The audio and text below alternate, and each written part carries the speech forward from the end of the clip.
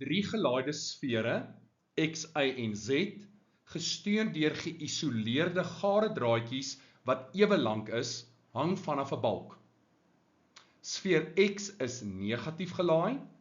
Sfeer X trek sfeer Y aan, maar stoot sfeer Z af. Watter een van die volgende afleidings is korrek? Die korrekte antwoord is A. Sfeer Y is positief gelaai en sfeer Z is negatief gelaai. Eerstens is daar vir ons gesê dat X negatief is. Dan is daar gesê dat sfeer X sfeer Y aantrek. So X en Y trek mekaar aan, hulle tekens moet verskil, Y is positief.